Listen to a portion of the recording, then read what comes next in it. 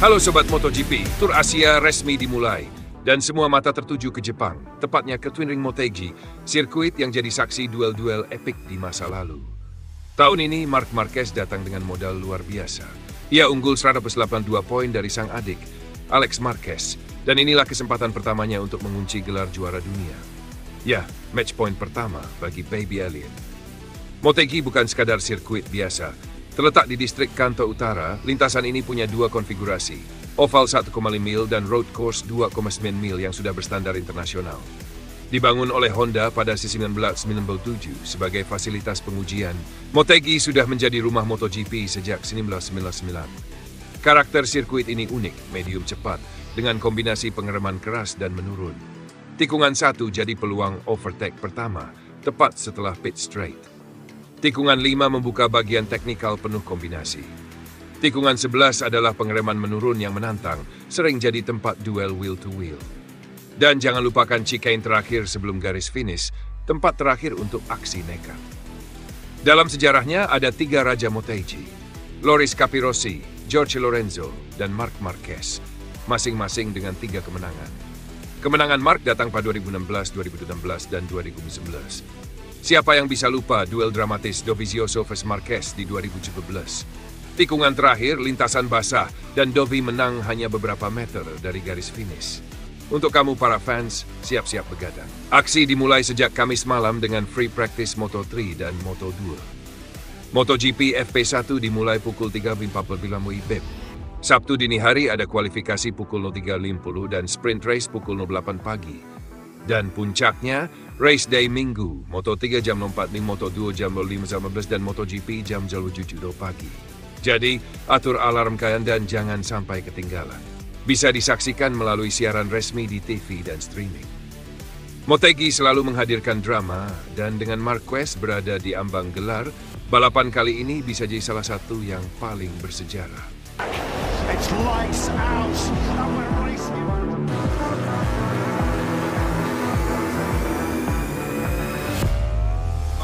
Datang ke race berikutnya dengan ambisi besar. Musim ini ia tampil sangat konsisten dan setiap balapan menjadi kesempatan untuk mengukuhkan dominasinya.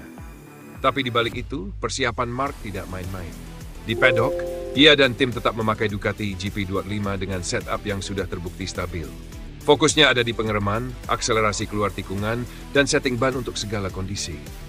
Tim teknis juga menguji aero package baru, tapi Marc memilih perubahan minimal agar motor tetap familiar.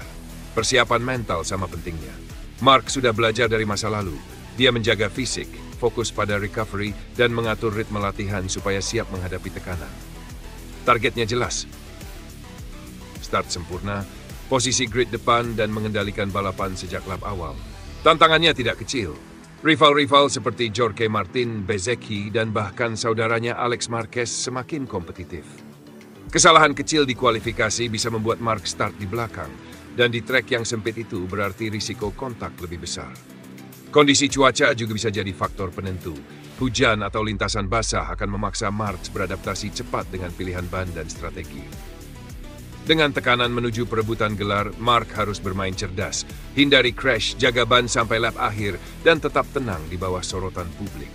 Jika semua berjalan mulus, kita bisa melihat Marc kembali naik podium, bahkan mungkin menang dengan gaya khasnya. Race ini bukan hanya soal kecepatan, tapi juga soal konsistensi, mental baja, dan sedikit keberuntungan. Semua mata akan tertuju pada Marc Marquez. Apakah ia bisa mempertahankan momentum dan selangkah lebih dekat menuju gelar dunia? Kita akan segera mengetahuinya. It's lights out.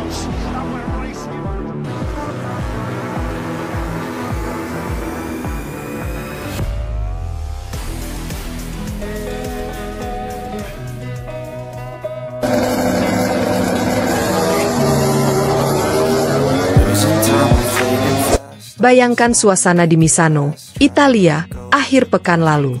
Sirkuit yang identik dengan nama besar Valentino Rossi mendadak berguncang ketika Marc Marquez, rival bebuyutan Rossi, justru tampil sebagai pemenang utama MotoGP San Marino 2025. Publik yang mayoritas pendukung Rossi seakan tak percaya dengan apa yang mereka lihat, karena pria yang paling mereka ejek sehari sebelumnya justru menjawab dengan kemenangan spektakuler.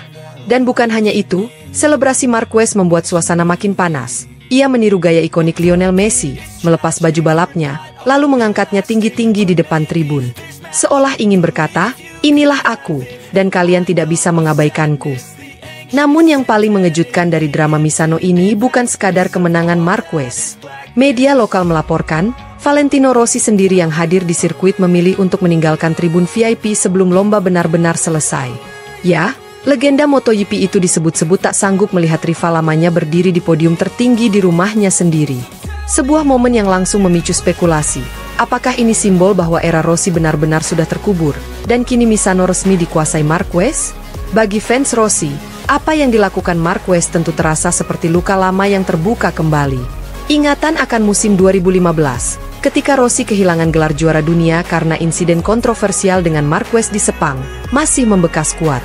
Sorakan ejekan yang dialamatkan ke Marquez saat sprint race hari Sabtu lalu pun adalah bukti bahwa luka itu belum pernah sembuh. Saat Marquez jatuh di tikungan 15, sebagian penonton justru bersorak puas, seakan menikmati kejatuhan musuh lama idola mereka.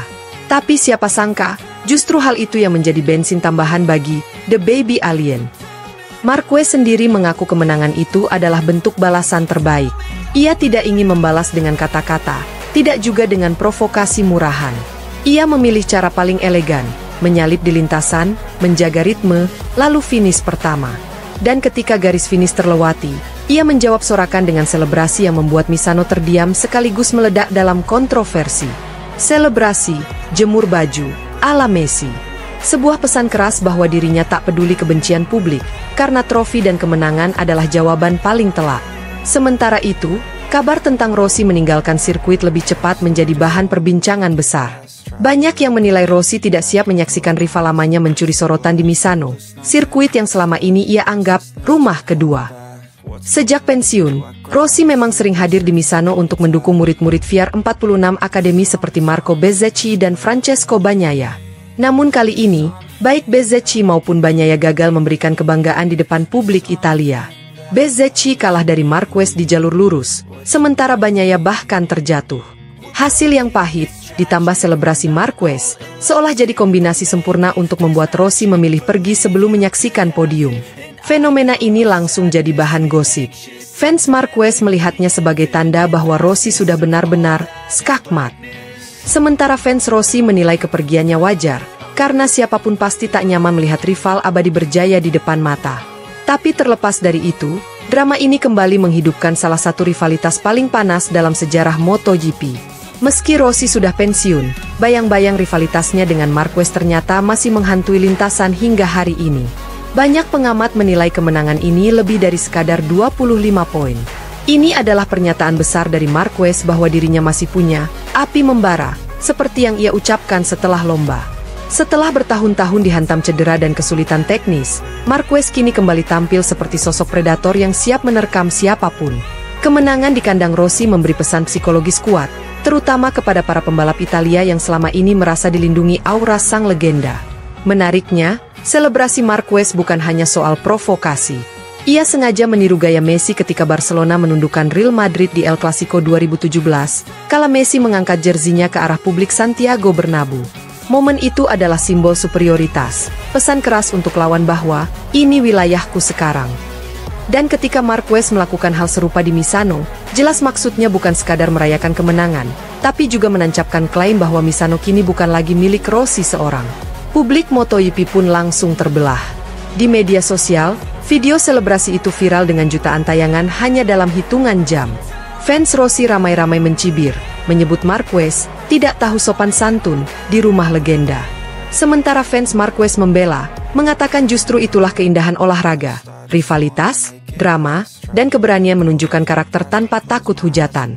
Bahkan banyak netizen netral yang menilai selebrasi itu jenius, karena berhasil membungkam sorakan dengan satu gestur yang akan dikenang lama.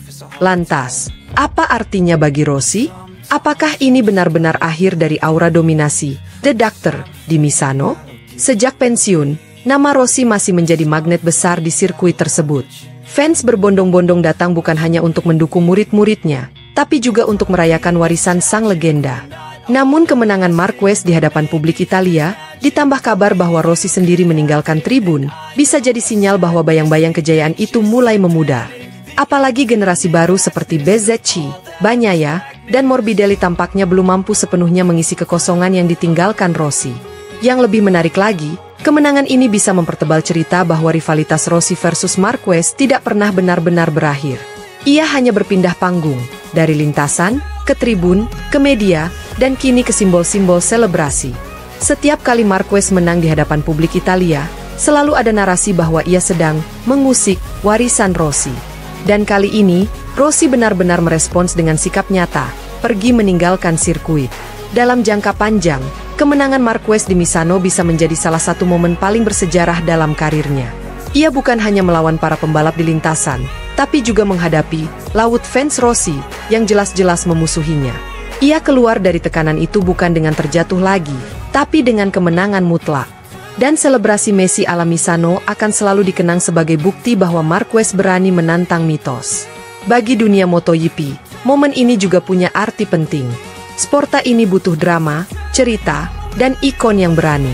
Rossi sudah menjadi ikon sepanjang 2 dekade, dan kini, meski sudah pensiun, ia masih memegang magnet luar biasa.